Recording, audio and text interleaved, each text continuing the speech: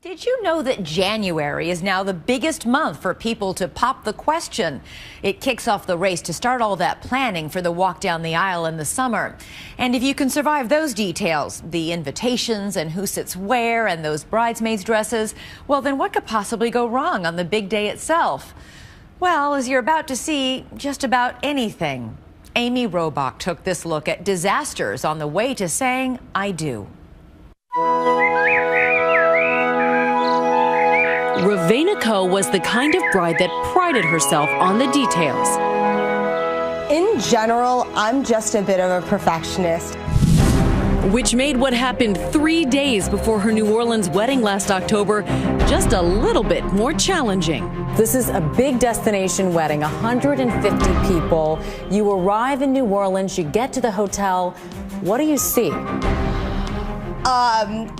Within the first 15 seconds of walking into our venue, I was crying on the front steps. The steps where she was supposed to exchange vows with the love of her life, David, surrounded by a lush garden and manicured lawn.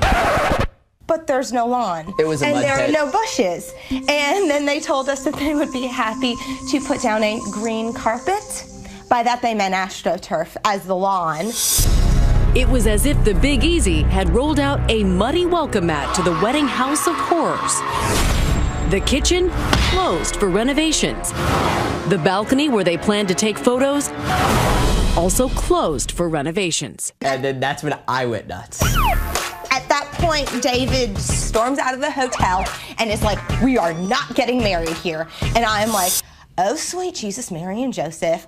I've never seen him like that. Like, I'm the one that has the meltdowns. And I was like, oh, this is going to get really ugly really soon. And it did. The flowers came in from the floral company, and about a third of them were totally dead. It was not a good day.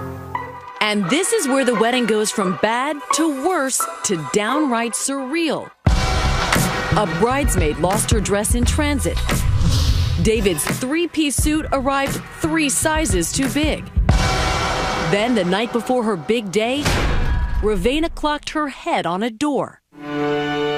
When she woke on her wedding day, it was clear, beautiful, and steaming hot.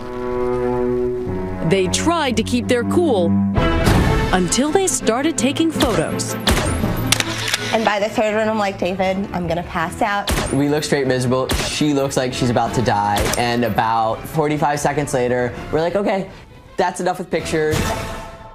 Everyone prepares themselves for maybe one little hiccup or one thing to go wrong, but it sounds like everything that could go wrong did go wrong. It really did. Ravenna and David might be Hall of Famers in the Wedding Nightmare Club, but mishaps happen more often than you might think. And when they do, they're often shared on the internet for the world to see. If you're in the middle of planning your own wedding right now, cover your eyes. From soaking wet ceremonies, hold on, Dorothy, to photo shoot fails, unruly flower girls, and falling fondant. YouTube is a video encyclopedia of wedding disasters. But they aren't for the faint of heart.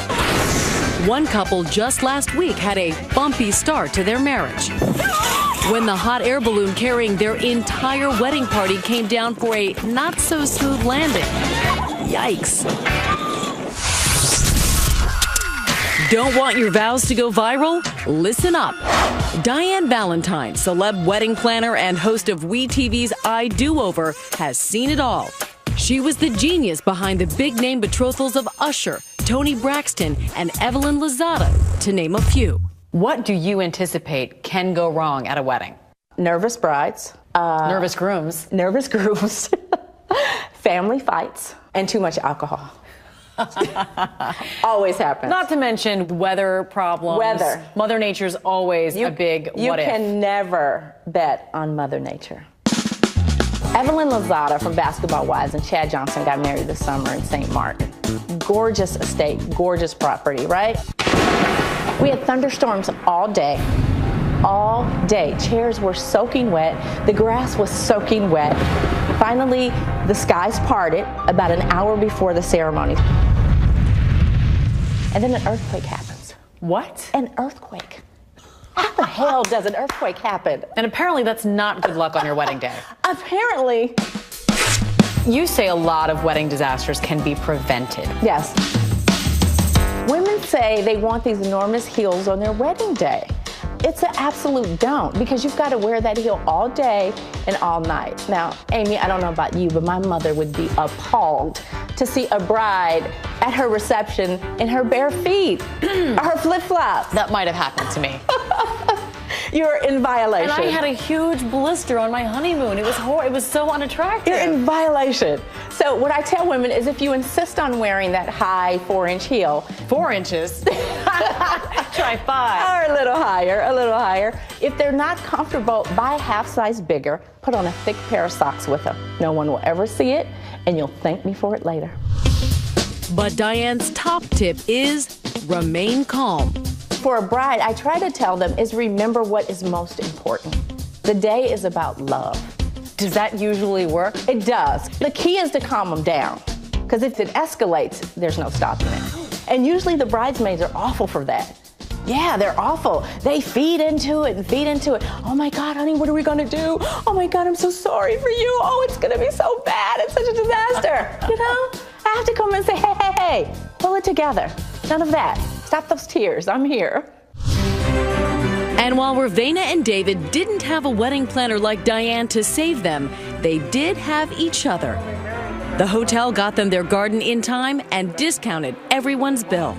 Let me introduce to you Mr. and Mrs. David Dorr. My wedding was beautiful despite all the fiascos that went along with it, but it's one day and this is the rest of our lives. So, in the grand scale of things, what you gonna do?